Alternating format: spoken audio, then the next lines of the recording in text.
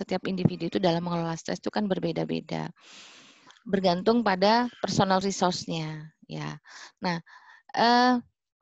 pada saat stres masuk ya, ada stresor ya, gitu ya. Nah, itu kadang-kadang ada orang menjadi stres atau tidak. Itu sangat bergantung pada personal resource. Tanyain. Why? Ya, pandemi saat ini, Bu. Bahkan ketika ada yang terinfeksi, di situ terkadang orang itu merasa dia itu dikucilkan dengan keadaan sekitar. Karena ketika ada yang terinfeksi dari lingkungan sekitarnya itu merasa ini adalah salah satu aib gitu, sehingga dia itu untuk survive, untuk bisa sembuh pun membuat dia semakin kesusahan karena dari tekanan di luar itu membuat dia tidak bisa melakukan, buat dirinya itu tidak bisa survive seperti itu, Bu. Nah, itu kalau kita melihat dari perspektif sebagai tetangga, cara kita menyikapi jika ada tetangga kita yang terkena dampak COVID itu, memang kita kan harus jaga jarak, harus mengikuti protokol kesehatan, tapi kan kita juga harus sebagai makhluk sosial, kita juga harus care dengan orang lain. Nah, itu cara kita menyikapinya seperti apa ya, Bu, sehingga orang yang terkena dampak ini bisa survive untuk cepat sembuh juga, Bu. Saya katakan tadi bahwa salah satu orang yang kena virus ini kan kenapa orang menjadi stres, karena satu, corona ini kan virus mematikan dan sangat mudah dan cepat menular. Kan itu yang akhirnya membuat orang ibaratnya kalau ada orang yang kena corona gitu ya, positif COVID misalnya, itu kan akhirnya menjaga jarak karena mereka memproteksi diri sendiri kan begitu. Nah, satu sisi wajar seperti itu memproteksi diri sendiri, tetapi satu sisi orang-orang yang kena COVID ini kembali saya katakan tadi membutuhkan dukungan sosial. Iya, benar. Ya, nah sehingga misalnya ada tetangga, ada teman yang diisolasi, ya kita jangan terus putus kontak sama sekali, kita telepon. Kemudian misalnya kita tidak punya akses untuk telepon yang mungkin di depan rumah misalnya, Assalamualaikum atau selamat pagi Novita Angel, gimana kabarnya? Terus kita kirim makanan misalnya. Mungkin yang selama ini sudah dilakukan oleh Bu Lurah dan TRW di Ketintang Madia kan begitu ya. Kemudian misalnya dari UCC juga, ayo kita kalau mau curhat konsultasi, saya kasih fasilitasi begitu. Tuh dari UCC, dari Pak Rektor, dari WR2, semuanya menginstruksikan untuk memberikan bantuan, mengirimkan sembako, logistik dan segala macam. Nah, itu kan bentuk dukungan sosial. Jadi artinya kita tidak putus memberikan perhatian, semangat seperti itu. Jadi tetangga dan dari ke semua komponen masyarakat itu yang akan membangkitkan, oh saya sakit tapi saya bukan ibaratnya bukan nista terus dijauhkan, bukan ternoda dan segala macam kan gitu. Nah, kalau misalnya kita dijauhkan kan seperti memang COVID itu penyakit nista, noda kan begitu. Nista nodanya kan karena menyebabkan orang itu meninggal gitu loh, sehingga orang takut. Iya. Kan begitu. Sebenarnya kan penyakit-penyakit kalau misalnya penyakit kayak kita sakit flu gitu ya, batuk misalnya, diare, itu kan tidak langsung menyebabkan kematian dan tidak cepat menular begitu kan. Kalaupun menular tidak menyebabkan kematian kayak flu misalnya menular. Tapi karena ini kan menyebabkan kematian sehingga orang sangat takut gitu loh. Nah, karena begitu akhirnya orang aduh ini penyakit mematikan, mengerikan. Aduh jangan deket-deket deh kan begitu. Itu sebenarnya bagian wajar ya. Artinya wajarnya dalam arti orang akan memproteksi diri. Otomatis akan memproteksi diri. Tetapi sebenarnya marilah kita memproteksi diri tanpa harus mengucilkan gitu ya, tanpa harus menjauhi, menjudge, kemudian ya merespon secara negatif terhadap orang lain yang kebetulan positif gitu, COVID-nya positif COVID, nah gitu. Nah, kalau misalnya Ibu Kit kan itu dilihat dari tetangga kita, misalnya tetangga kita memiliki pasien COVID. Bagaimana jika kita Saya sebagai sambil minum ya. Ya, silakan Bu. Bagaimana jika kita sebagai keluarga yang ternyata ada anggota keluarga kita yang terkena COVID gitu? Kira-kira apa yang harus kita lakukan terhadap keluarga pasien kita yang kena COVID dan apa yang harus kita lakukan dalam menerima kenyataan gitu, Bu? Oke, memang akan shock ya kalau ada anggota keluarga kita positif ya, gitu. Karena kan, aduh serumah gitu loh. Karena kan kata serumah, kemudian kita harus menjaga interaksi dan segala macam. Yang jelas pertama begini, sebagai anggota keluarga, kalau misalnya ada anggota keluarga kita yang positif ya kita bantu dia untuk tenang. Kita sendiri juga tenang. Itu yang pertama. Saling menguatkan. Jadi kita harus menguatkan diri, kemudian menguatkan anggota keluarga. Kemudian membantu proses isolasi. Jadi kan biasanya kalau ada anggota keluarga yang positif, kita ditempatkan di kamar khusus ya, secara khusus gitu ya. Isolasi Nah, kemudian marilah kita melakukan protokol-protokol kesehatan gitu ya. Jadi sebenarnya banyak orang yang isolasi mandiri di rumah itu kan sembuh. Ya karena tertib menerapkan protokol kesehatan. Jadi di rumah sama-sama pakai masker gitu ya. Jadi misalnya yang positif di dalam rumah kita ngantarkan makanan, kita pakai masker, atau misalnya diketok di dalam pintu rumah, terus misalnya tetap ngobrol, pakai HP, gitu. Jadi tidak ada perubahan-perubahan perilaku, sikap yang itu secara, kalau perubahan perilaku dalam arti kita ngurung kamar ya, tapi sikap gitu ya, pola interaksi itu tidak akan pernah berubah. Gitu. Jadi kalau misalnya kita stres, dia yang positif stres, nanti yang di rumah juga stres, atau yang positif nggak stres tapi yang di rumah stres gitu ya, atau tidak mau melayani, tidak mau mendampingi, ini kan lama-lama jadi stres juga, kan begitu. Karena ada teori penularan emosi gitu ya. Jadi kalau misalnya kita deket sama, jadi kalau misalnya kan kayak gini misalnya, ada teman stres ya, tegang, gugup, gini kan kita ikut bingung kan. Iya, gimana ini, aduh gimana ya gitu kan. Otomatis kan refleks kita, aduh iya ikut bingung. Nah itu penularan emosi. Itu penularan emosi. Jadi makanya kalau kita tipe orang-orang yang sebenarnya kurang tenang gitu, banyaklah bergaul dengan orang-orang yang tenang. Makanya kan banyak kata-kata positive vibes, positif, vibrasi positif, kan begitu.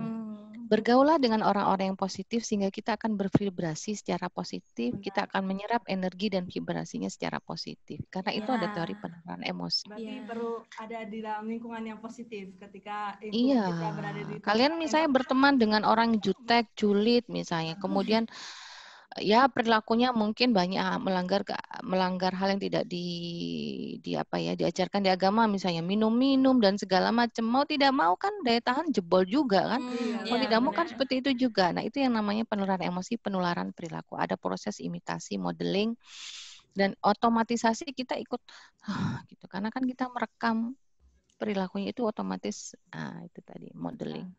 Kan sekarang di Indonesia sudah mulai menerapkan new adapt normal kan Bu. Nah, apa yang harus sikap kita untuk menghadapi suatu hal yang baru di luar sana gitu? Sederhananya kan begini, apa yang kita pikirkan persis sama enggak?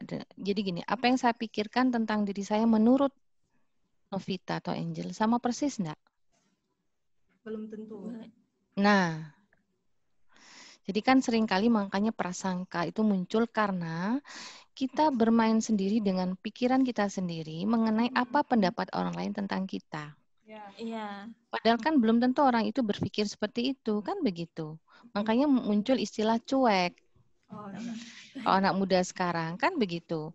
Nah, orang yang biasanya memang kalau kita bicara tipe kepribadian, orang-orang yang tipe kepribadian melankolis itu kan kadang-kadang terlalu takut salah, terlalu takut dinilai, terlalu takut.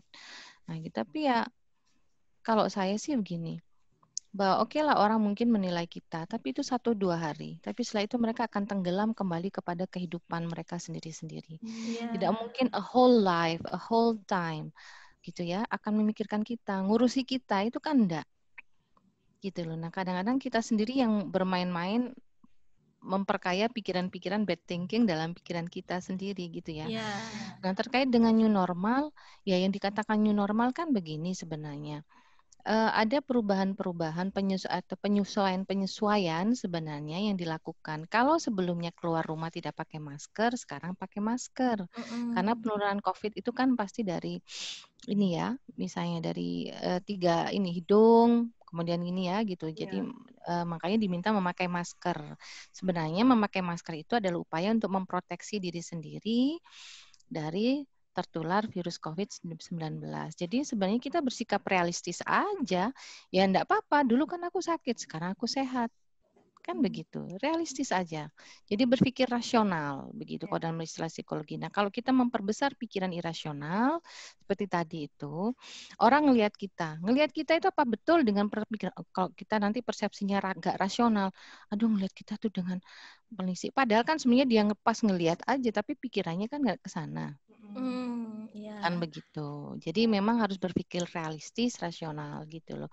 Ya kan, tapi sekarang aku udah sembuh, ya nggak apa-apa aku keluar rumah kan.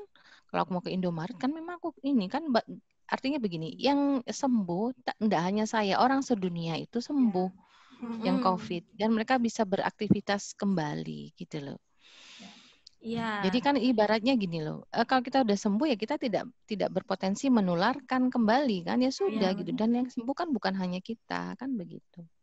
iya, seperti itu, Bu. Jadi, kalau Mm-mm. berbicara tentang new normal ini, nah sekarang kan COVID-19 ini masih vaksinnya itu masih berusaha untuk ditemukan ya, Jel. Mm-mm. Nah, misalnya Mm-mm. Ibu, misalnya seandainya COVID-19 ini tidak berakhir dan kita ini sebagai manusia kan kita harus tetap beraktivitas.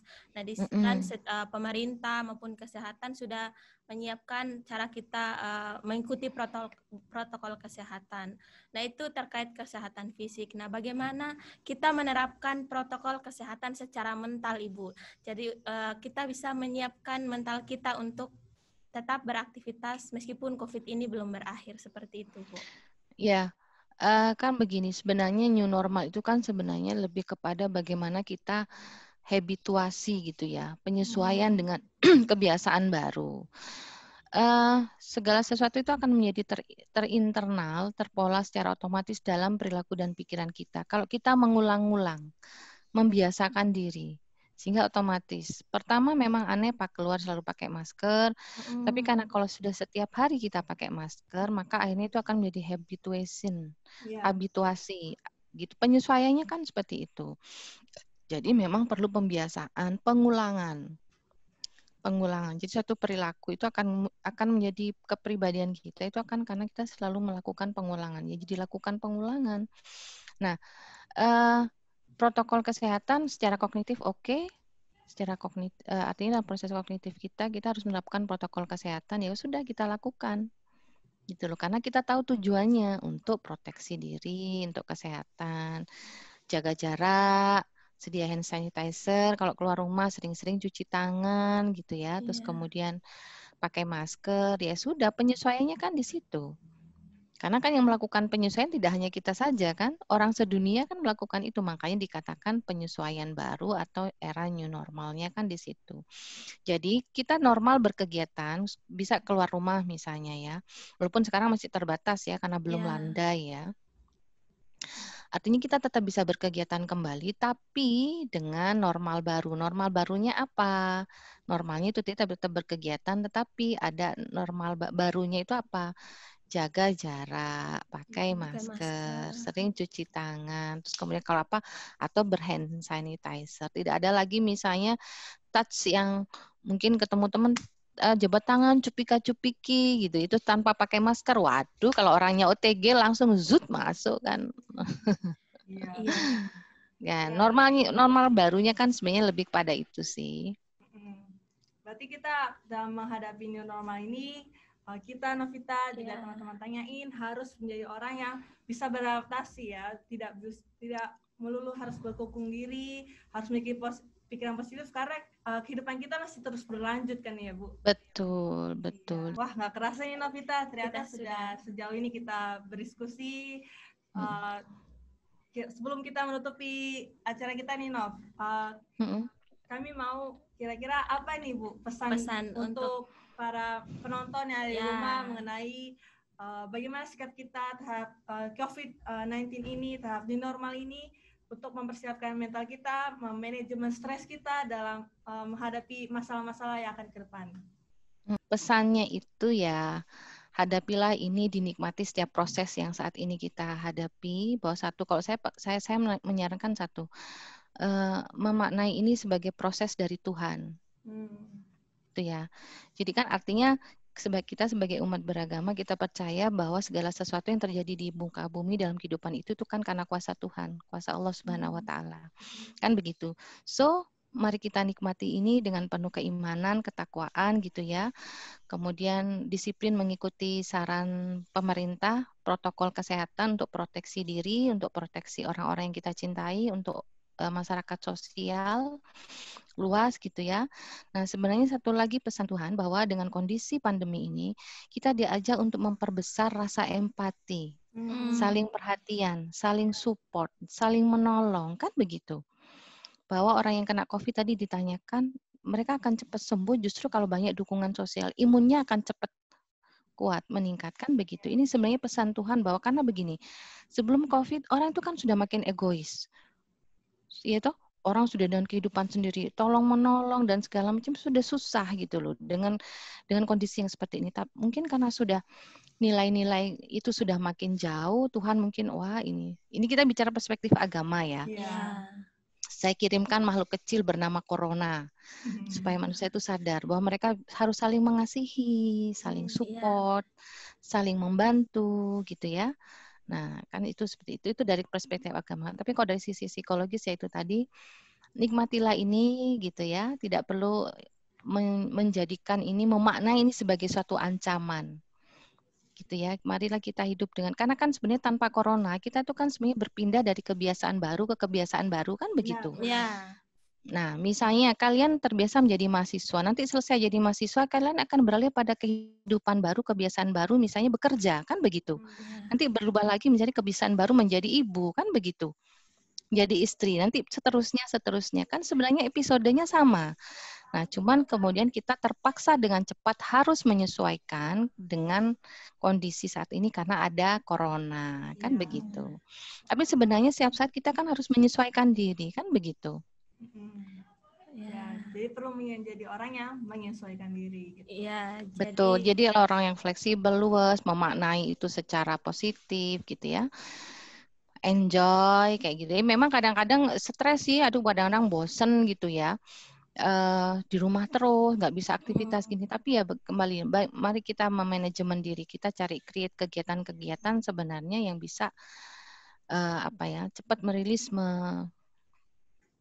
membuat kita menjadi nyaman. Nah, setiap individu kan berbeda. Ya, temukan itu.